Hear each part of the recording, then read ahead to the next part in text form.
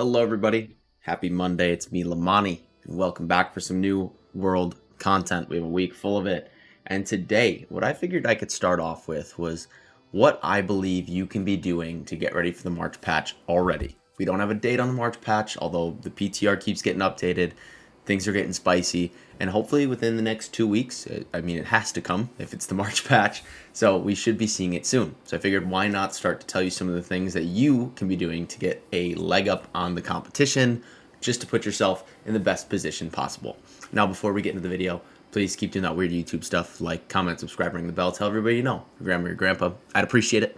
If you want to support us, feel free to follow us on Twitter, TikTok, Twitch. We stream around 11 a.m.-ish Central Time, Monday, Wednesday, Friday.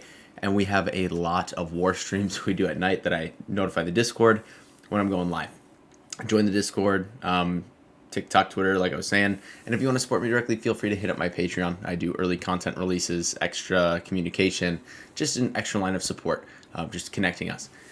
But getting into this video, there is some stuff we can be doing to stockpile, get a little bit of an advantage, and maybe even prepare to get a ton of extra gold in the coming weeks. So let's get into it.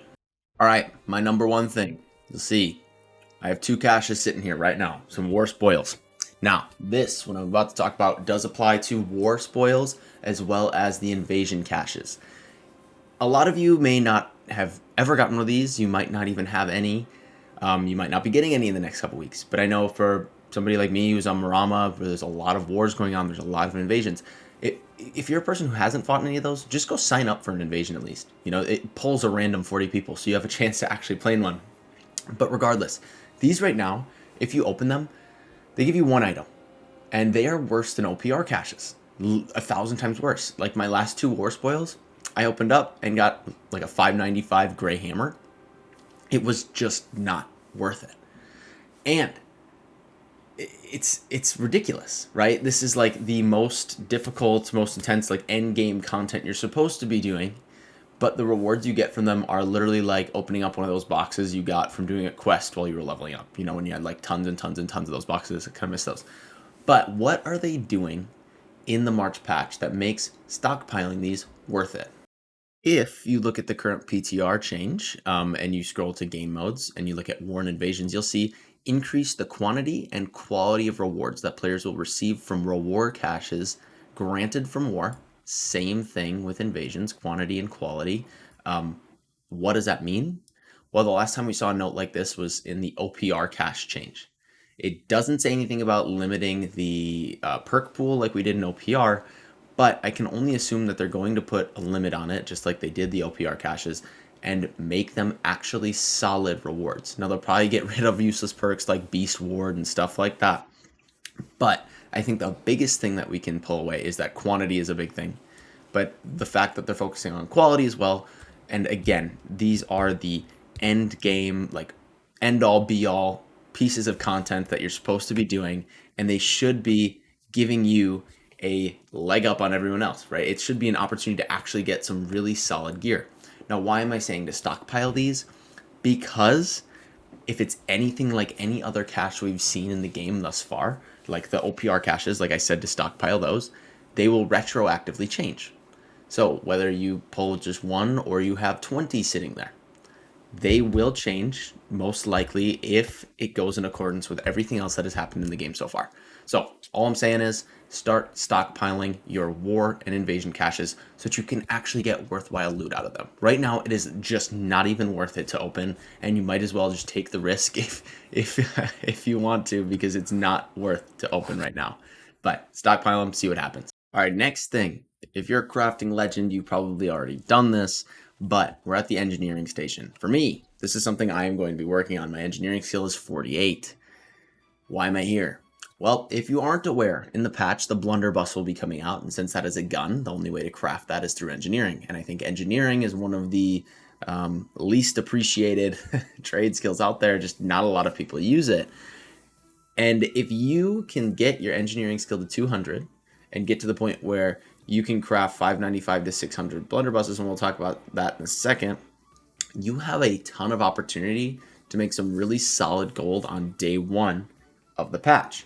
right? You could be, I'm not sure, you can go on the PTR right now and see the actual requirements for it, but if you're stockpiling your, Asmo, and you're stockpiling your wood and your leather, you can definitely make some really solid rolls on the blunderbuss. You could stockpile the weapon charms that are like strength int or pure strength or pure int blunderbusses, and just start crafting them. See what you pull. See if you can get some of the really, really good blunderbuss perks, because we're not obviously going to be able to get the perk charms right away. So the best thing you could do is just roll a bunch of random ones with stat and see what you can get out of it, right? It's kind of a risky investment, but so many people, no matter what, if you can just craft a solid 595 to 600 one, you have a ton of opportunity on day one, just because so many people will want to buy good ones, right? Even if it's not like amazing, people will pay, like just like void gauntlets, people will pay a couple thousand gold just to get a bad one, just that has a high gear score.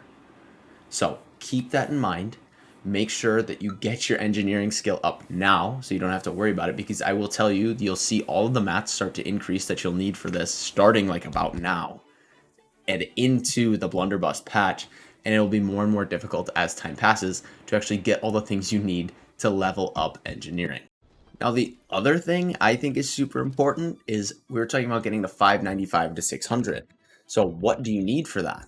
Well, one, you'd need one of three actually of these major engineering crafting trophies. Now, you will see that the price is 18.9k, which is pretty cheap in comparison to the other like armoring trophies and stuff like that. But what I will say is these trophies have already gone up in price, and they will continue to go up in price until the blunderbuss releases and afterwards, right? Everybody is going to be wanting these, and in the past, not that many people have really wanted them, so the price has stayed relatively low.